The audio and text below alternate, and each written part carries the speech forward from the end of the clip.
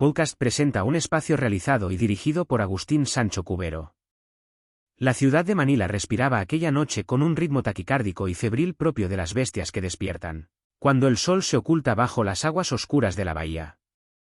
Era la víspera de un nuevo año y el aire estaba cargado de una humedad pegajosa que se adhería a la piel como un presagio indeseado.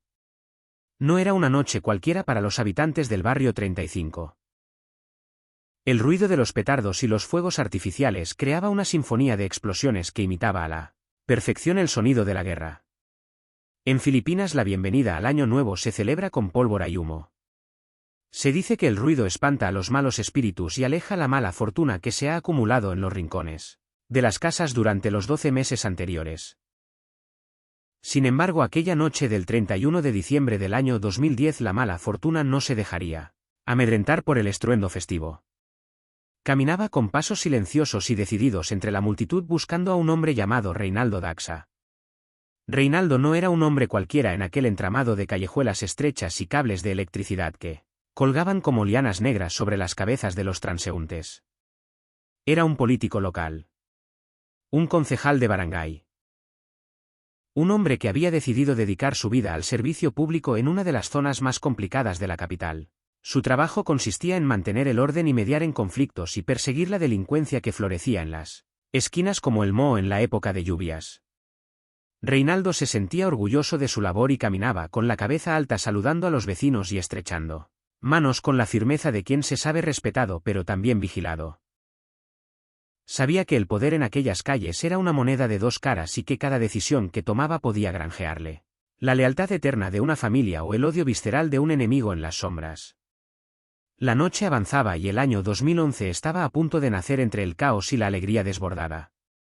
La familia Daxa había decidido celebrar la llegada del nuevo ciclo frente a su propia casa. Habían sacado las sillas a la calle y la música sonaba mezclándose con las risas y los gritos de los niños que correteaban esquivando los cohetes. Reynaldo observaba a su familia con una mezcla de ternura y satisfacción. Allí estaban las mujeres de su vida. Su esposa. Su hija. Su anciana suegra. Ellas eran el motor que impulsaba sus días y el refugio donde encontraba la paz cuando el peso de la política vecinal se volvía insoportable. Quería inmortalizar el momento. Quería congelar aquella felicidad efímera antes de que el tiempo siguiera su curso implacable. Reynaldo amaba la fotografía.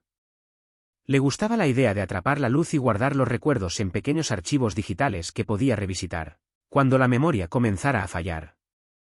Aquella noche portaba su cámara con el orgullo de un padre que desea documentar el crecimiento de su estirpe. La atmósfera era perfecta. Las luces de la calle bañaban la escena con un tono ámbar y cálido. El olor a pólvora quemada y a comida callejera inundaba las fosas nasales. Reynaldo pidió a su familia que se juntara. Les indicó con gestos suaves que se acercaran unas a otras para que cupieran en el encuadre. Su esposa sonreía con esa placidez de quien confía en el futuro. Su hija miraba al objetivo con la inocencia de la juventud.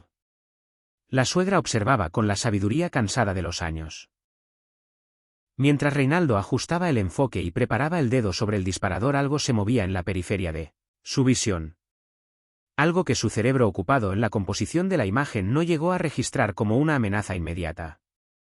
Entre las sombras que proyectaban los vehículos estacionados y los postes de luz una figura se deslizaba con la intención letal de un depredador. Era un hombre joven. Llevaba una gorra de béisbol calada hasta las cejas que ocultaba parcialmente sus facciones. Sus ojos estaban fijos en el concejal. No miraba los fuegos artificiales ni le importaba la celebración que estallaba a su alrededor. Su mente estaba enfocada en un único propósito: la venganza. El hombre de la gorra se llamaba Michael González, aunque en los bajos fondos todos lo conocían por el alias de Fishball. No era un desconocido para Reynaldo. Meses atrás sus caminos se habían cruzado de la peor manera posible. Reynaldo, en su afán por limpiar las calles de criminalidad, había ordenado el arresto de González por robo de vehículos. Aquella decisión había sido para el concejal un acto de justicia rutinario. Un trámite más en su lucha por la seguridad del barrio. Pero para González había sido una afrenta imperdonable. La cárcel había endurecido su corazón y alimentado un rencor negro y espeso que había crecido día tras día, entre los barrotes de su celda. Ahora estaba libre y bajo fianza y había decidido que la única forma de limpiar su honor y saciar su sed de venganza era cobrarse la vida del hombre que lo había puesto tras las rejas. El destino tiene un sentido de la ironía macabro y cruel.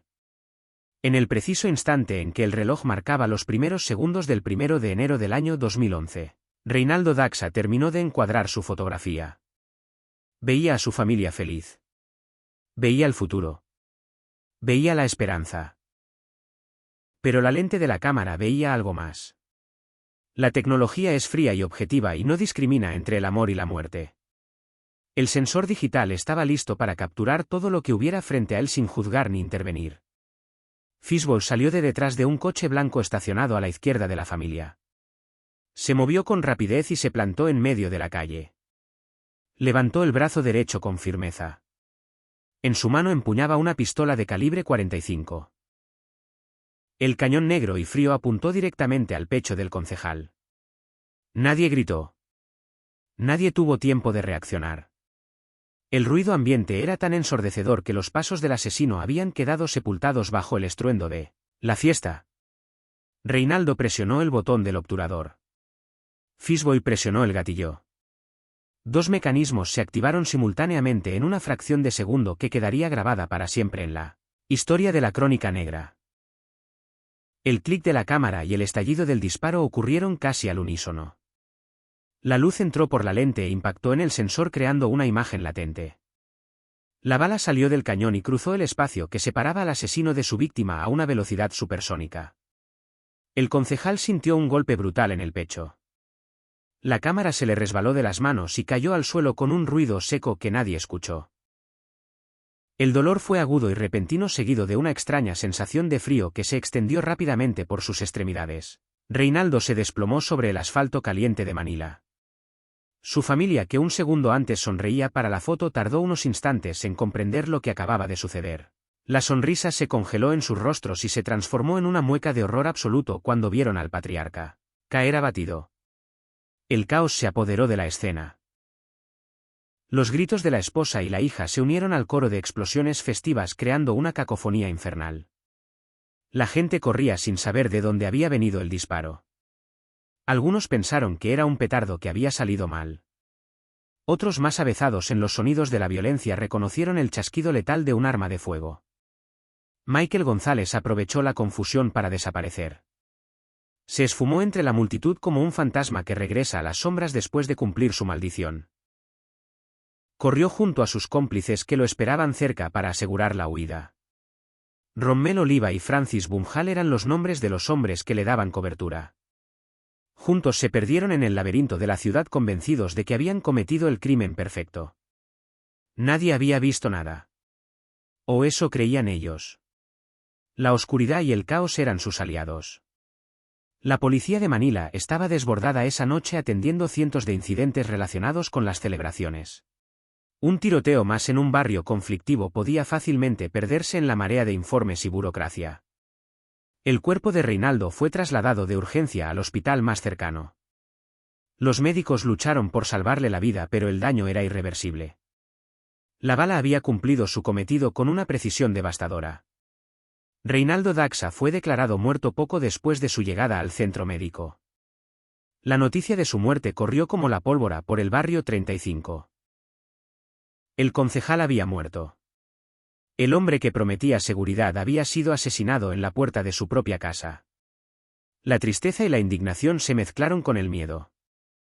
Si podían matar a un hombre como Reinaldo a plena luz de las farolas y rodeado de su familia, nadie estaba a salvo. La policía inició las investigaciones preliminares, pero se enfrentaba al muro de silencio habitual. Nadie quería hablar. Nadie quería señalar a los culpables por miedo a las represalias. Los testigos decían no haber visto la cara del tirador. Solo una sombra. Solo una figura rápida que se desvanecía. La familia Daxa estaba destrozada. En medio del duelo y los preparativos para el funeral intentaban encontrar consuelo en los recuerdos del hombre que habían perdido. Fue entonces cuando recordaron la cámara. Aquel aparato que Reinaldo sostenía con tanto cariño en sus últimos momentos. Alguien la recogió del suelo aquella noche y la guardó sin prestarle mucha atención. Ahora, días después, la familia decidió revisar las fotos. Quizás buscaban una última imagen de Reinaldo sonriendo. Quizás querían ver las fotos de la cena antes de la tragedia. Con manos temblorosas descargaron los archivos en una computadora. Fueron pasando las imágenes una a una. La comida sobre la mesa. Los niños jugando. Los vecinos saludando.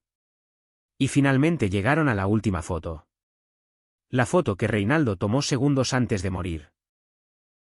Al abrir el archivo, el aire de la habitación se volvió gélido. Lo que vieron en la pantalla los dejó sin aliento y con el corazón paralizado por el espanto.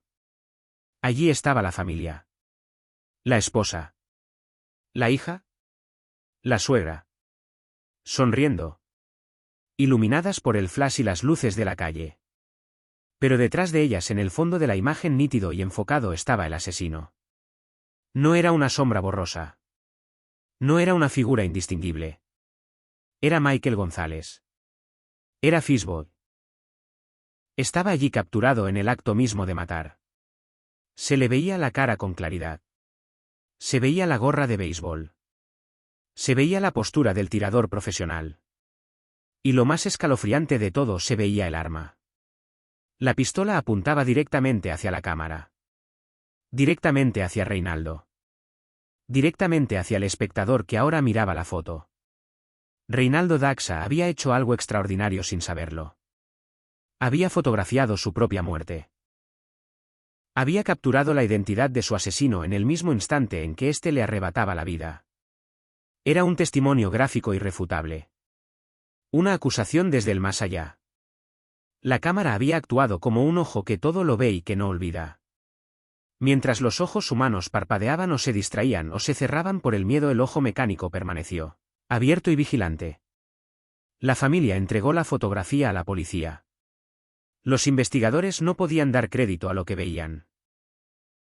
En años de servicio y miles de casos jamás se habían encontrado con una prueba tan contundente y poética a la vez. No hacían falta testigos presenciales que pudieran retractarse.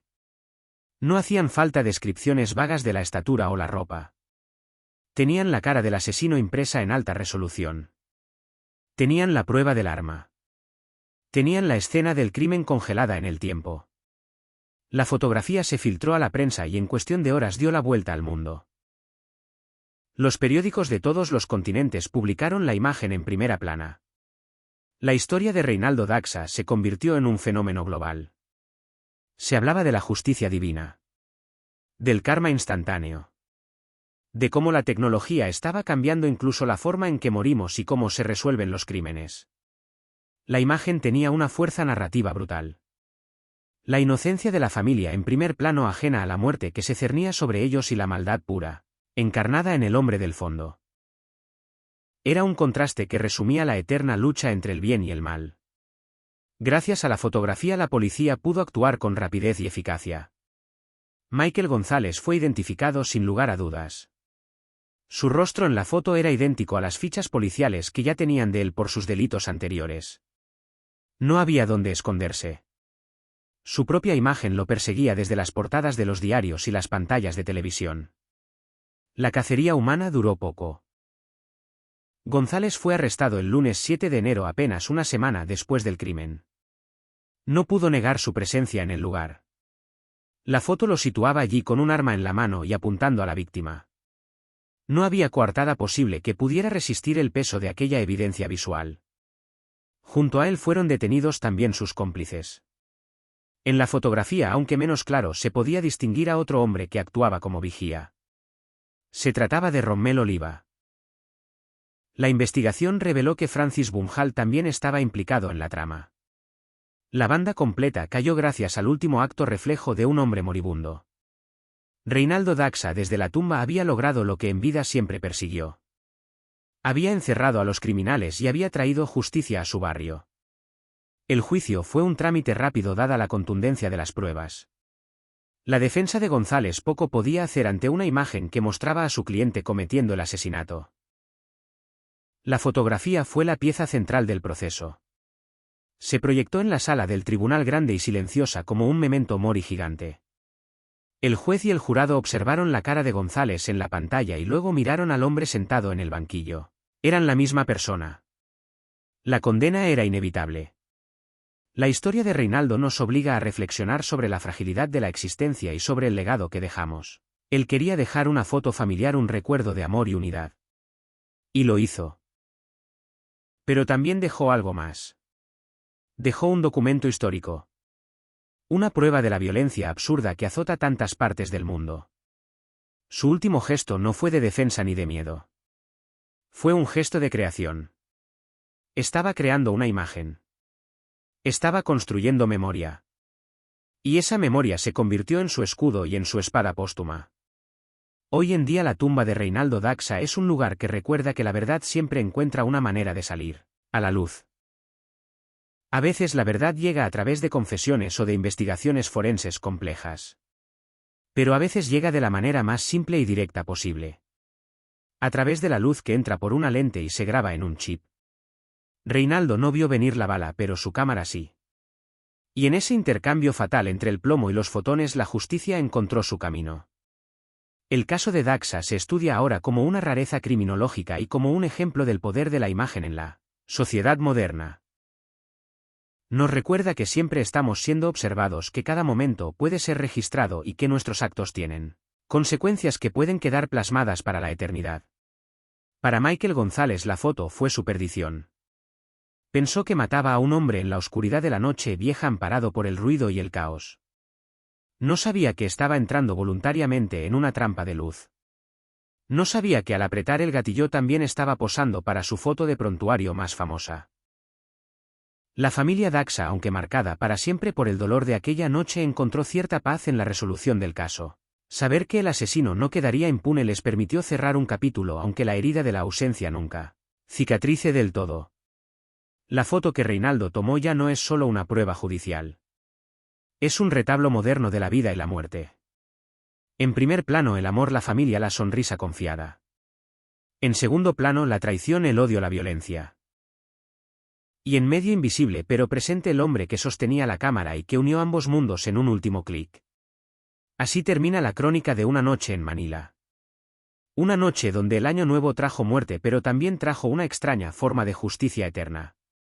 Una historia donde la víctima señaló a su verdugo sin pronunciar una sola palabra. Donde el silencio de la muerte fue roto por el elocuente grito de una imagen. Reinaldo Daxa, concejal, padre, esposo y fotógrafo accidental, descansa ahora en paz sabiendo que su último trabajo fue el más importante de su vida. Espacio realizado y dirigido por Agustín Sancho Cubero. Gracias por su atención.